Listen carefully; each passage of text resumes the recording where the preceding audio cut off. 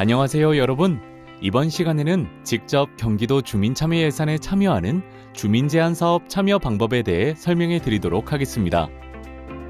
먼저 주민제안사업은 세 가지 유형으로 분류할 수 있습니다. 첫 번째, 도 전역에 파급 효과가 미치거나 도에서 직접 역점적으로 추진할 사업 또는 2개 이상의 시군에서 추진해야 할 광역형 사업. 두 번째, 특정 시군이나 지역 문제 해결을 위해 도의 지원이 필요한 사업 혹은 지역회의에서 제안된 사업 또는 일부 시군에서 선도적으로 추진해볼 시범형 사업. 세 번째, 단체 또는 위원회 등에서 제안하여 민관이 협력하여 추진할 사업 등으로 구분할 수 있습니다.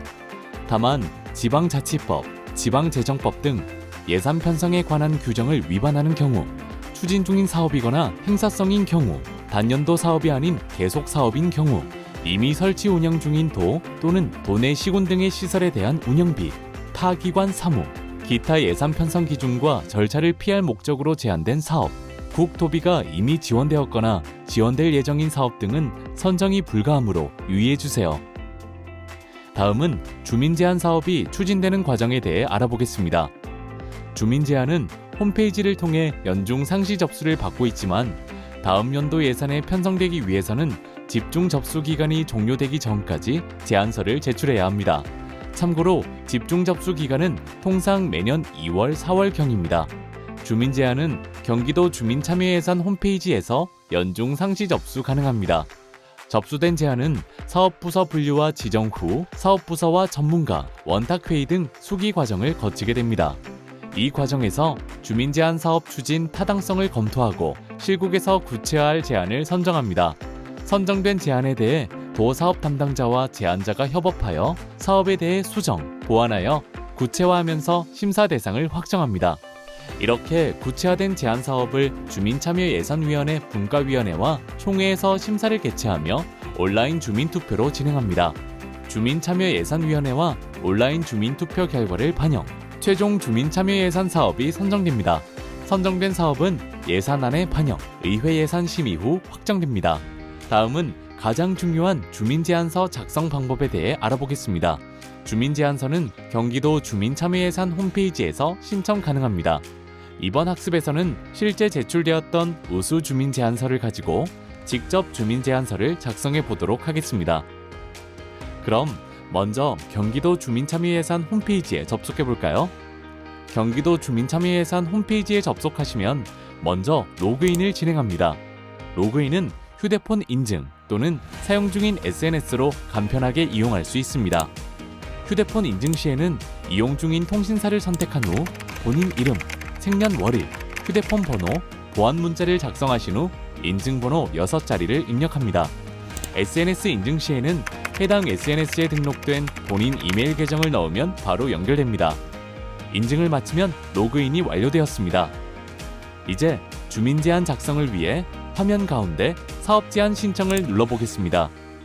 사업제안 신청은 크게 사업제안 신청자와 사업제안 상세 내용으로 나뉘어 있습니다. 사업제안 신청자란에 거주지역, 상세 주소, 연락처를 적어보겠습니다. 단체명과 대표자 성명은 단체를 대표해서 제안하시는 경우에만 적어주시면 됩니다. 사업제안 신청자 정보를 다 적고 사업제안 상세 내용을 작성해 보겠습니다. 제안 구분은 도 전체에 파급되는지 특정 시군에 해당되는지를 판단하여 선택해 줍니다. 화요일은 직장맘이 행복한 날, 예시 제안은 도 전체에 해당하는 사업이므로 도정 참여형을 선택했습니다. 분야는 화훼농가 지원에 해당하므로 경제농림을 선택합니다.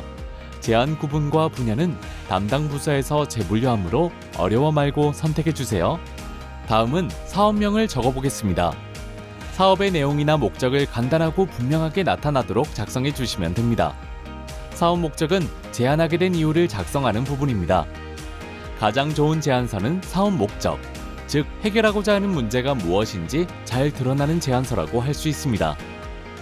예시를 보면 지역 직장맘에게 꽃과 화분을 나눔으로써 직장맘들을 격려하는 동시에 코로나로 타격을 입은 화훼농가를 지원하는 것이 이 제안의 목적입니다. 사업 대상은 제안한 사업을 추진함으로써 혜택을 보는 수혜자를 의미하는데요. 지역, 대상, 성별, 연령 등 인구 특성을 고려하여 작성하는 것이 좋습니다. 예시를 보면 유치원 및 초등학교 등 저학년 아이를 둔 직장맘, 특히 저소득 여성 직장맘을 대상으로 하고 있습니다. 소요 사업비는 해당 사업을 추진하는 데 필요한 재원을 말합니다. 사업비 산출이 곤란하거나 어려운 경우 비워두셔도 됩니다. 수기 과정과 실국 구체화 과정에서 조정될 수 있습니다. 예시 제안의 경우 실제 꽃과 화분 구입비, 인건비, 홍보비로 산출했습니다. 사업 기간은 앞서 알려드린 유의사항처럼 단연도 사업은 부적격이므로 1년 이내의 사업으로 제안, 작성해 주셔야 합니다. 사업 내용은 지금까지 작성한 내용을 보다 구체적으로 작성하는 것으로 예시를 보시면 사업량, 추진 방법, 기대 효과 등이 작성되어 있는 것을 볼 수 있습니다. 사업 효과는 제안한 사업을 추진함으로써 얻게 되는 효과로 예시를 보시면 화훼 농가 매출 확대, 일자리 창출을 적을 수 있습니다. 첨부 파일은 이 제안을 설명하기 위해 추가로 제출할 자료가 있을 경우 첨부할 수 있으며 생략 가능합니다. 마지막으로 개인정보 수집 비용에 대한 안내를 꼭 확인, 동의해 주셔야 작성하기를 완료할 수 있습니다. 한 가지 팁을 드리자면 순서상 사업 내용을 먼저 꼼꼼하게 정리하신 후 사업명, 사업 대상, 사업 목적, 소요 사업비를 작성하는 것이 시간을 절약하는 방법이 될 수 있습니다. 이번 시간에는 주민 제안 참여 방법에 대해 소개해 드렸는데요.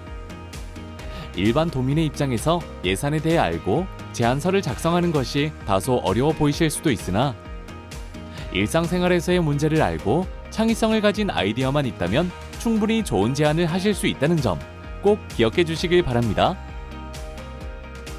경기도 주민참여예산 홈페이지에서는 주민사업 제안 외에도 제안된 주민사업의 제안 심의와 사업 진행 현황을 확인하실 수 있습니다. 그 밖에 주민참여예산제 운영 계획, 경기도 예산에 대한 각종 정보, 시군 주민참여예산 홈페이지 이동, 예산학교 학습 정보도 확인 가능합니다. 또한 예산 낭비 신고와 예산 절감 제한 신청도 가능하므로 많은 참여 부탁드립니다. 그 밖에 경기도 주민참여예산에 관한 소식을 알리기 위해 인스타그램, 유튜브도 운영 중입니다. 많은 관심 가져주세요.